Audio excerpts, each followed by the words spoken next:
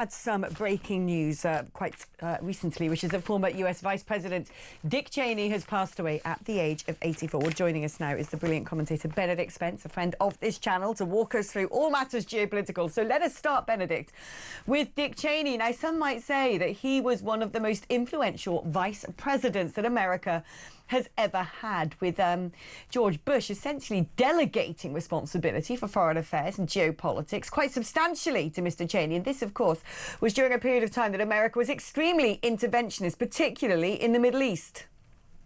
That's certainly true, and not just under George W. Bush, but also under his father, George H.W. Bush. I mean, this is a man who is, many would say he was the architect, actually, of the invasions, if not of Afghanistan, then certainly of Iraq and the plan afterwards. So influential, consequential, not necessarily always right, I think we could possibly say, given the outcome of that, but certainly at the forefront of a period of, we might not call it American expansionism, but certainly, as we all know, that sort of period of Republican-driven interventionism that really did begin to define the early noughties and the war on terror, America's sort of much more muscular response to threats abroad, certainly in the aftermath of 9/11.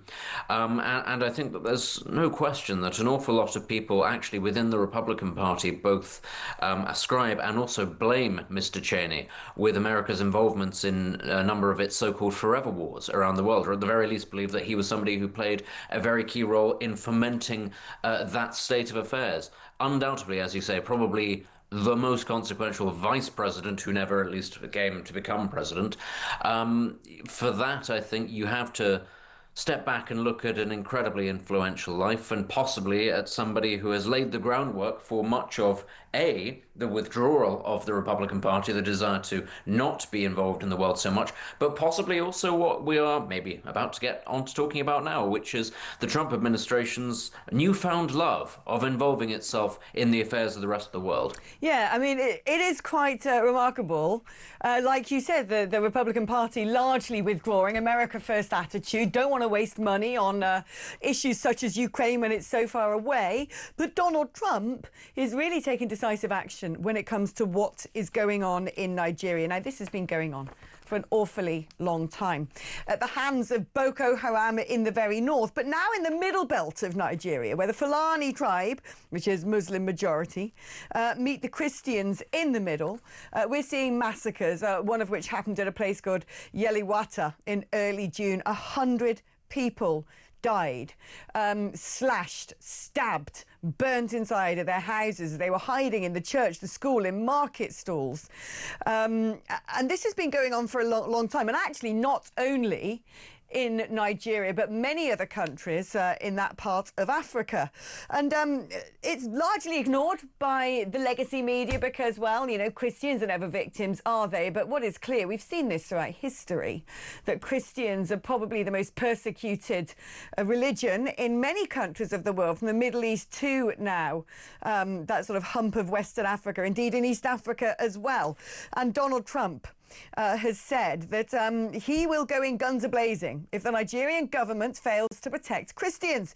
He put on Truth Social, they're killing record numbers of Christians in Nigeria. They're killing them in very large numbers. We're not going to allow that to happen. To which Pete Hegseth, the Defence Secretary, responded, the Department of War is preparing for action. Either the Nigerian government protects Christians or we will kill the Islamic terrorists who are committing these horrible atrocities. Well, that sounds very much like America is prepared to put boots on the ground in Nigeria. Quite astonishing. It is, and obviously the Nigerian government is not going to be particularly keen on that sort of thing. It doesn't want other countries meddling in its sovereignty. And I mean, partly, as you describe, there's been an uptick in violence towards Christians, not just in Nigeria, but across the region. And one can't sort of separate that from the withdrawal of French forces between 2022 and now from much of the Sahel and its role in combating Islamists everywhere from Chad to Burkina Faso to Senegal. But a lot of the governments of these countries themselves actually were the ones that said that they didn't want French intervention in there anymore. And of course, As we all know, what happened in the aftermath of French withdrawal? Well, you see the expansion of Al Qaeda affiliated organizations, Boko Haram, but also the tendrils of the Wagner Group involved all across North Africa and the Sahel as well. And of course, it's important that you mention that it's not just West Africa, it's not just this part of the Sahel, it is also intrinsically linked to what's going on elsewhere across East Africa as well. And as you also say, there is this element of people simply not paying attention to it. In fact, we've had some media outlets, Al Jazeera, for instance, come out and say explicitly there is no genocide of Christians going on. Absolutely none. Nothing to see here at all. And for the most part, Western media organizations do ignore this. I mean, you say it's because it's Christians. That's partly why it is. But it's also because it's Africans, if we're being completely honest here, which is the perception in the West still, even from a lot of these so-called progressive or moderate outlets, that when Africans kill Africans, well, that's just what they do. And it's not really newsworthy. And it is disgraceful because it is happening in the tens, if not hundreds of thousands now. And even to the point where we can't ignore it in Sudan, the sheer scale of what's been going on in Sudan can't be ignored. But there's something that needs to be said, and this is why it is important, because there will be plenty of people, even within that sort of MAGA wing of the Republican Party, saying, why is this anything to do with us? Take the Christianity aspect out of the equation. Take the persecution out of the equation. What is this going to lead to? It's going to lead to another mass migration crisis. Where are these people going to go? They're going to go to Europe. They're going to go to the part of the world that they think is closest to them, that is ostensibly at least safe for Christian people to go to. So this is something we should be paying special attention to. But as you say, it all sort of ties into this newfound desire of the Trump administration, who understands that you can't simply step back from the world. We've seen this in Venezuela as well. You know, the peace-loving, peace deal-making Donald Trump, more than happy to sort of shake his saber at Venezuela. But of course, all of this also goes back and ties in very neatly to Dick Cheney, because of course, the last time the United States properly put boots on the ground anywhere in Africa was Somalia. And that didn't particularly work out very well for the US government. Yeah, I mean, it is everything you say is entirely true, that there is this sort of concept that when something happens in Africa, well, it's just what Africans do. When normally when things like this happen in Africa, it is because other powers are using it as a theatre of war. That is exactly what's going on in Sudan. There's a fight for resources there, deliberate destabilisation of that country in order that, as you said, the Wagner mercenaries, because they're in there, along with the UAE, who all want access to rare earth minerals and particularly the oil fields, and they don't care how many people end up dying as a result of their nefarious activities, because they believe human life over in Africa is cheap. And as somebody who has lived in both Ghana and in Kenya and worked extensively across the continent of Africa, I regard our cousins over in Africa as the linchpin of Anglicanism. There's very few places on earth where Christianity is so robust and beautiful as you find in Africa. But it'd be interesting to see how this one now plays out, because it's such a big and important country, Nigeria. A pretty new president over there, Bola Tinubu, himself a northerner who is from a Muslim origin, but married to a Christian pastor. This is going to be a big wake-up call, I think, for the continent as a whole. It is, and it's a very delicate situation. Nigeria is actually one of the only countries in the world, large countries in the world, that still has above replacement fertility rates, as you alluded to, huge natural resources, but still, of course, very ethnically based, very tribally based, very geographically based. Its collapse, if it were to happen, either because of an Islamist insurgency or because of external interference, would be catastrophic. And I go back to what I was saying about the possibility for the mass movement of people and where they would end up going. Its stability is of the utmost importance, but the question that the Trump administration has to weigh up is stability at the expense of isolated Christian communities being savaged by roaming gangs of Islamists? Is that an acceptable price to pay? And I think actually for an awful lot of, as you say, Christians in the United States, they are beginning to get a lot more muscular in terms of their worldview. They may not think America should be in the business of empire building, but they do also think that the persecution of Christians around the world has gone on for too long. How do they marry that? We wait and see. But I don't think you're going to see a full-scale invasion or intervention in Nigeria like we saw in Iraq or Somalia, but I do think there'll be a lot of arm twisting on the Nigerian authorities from the Trump administration.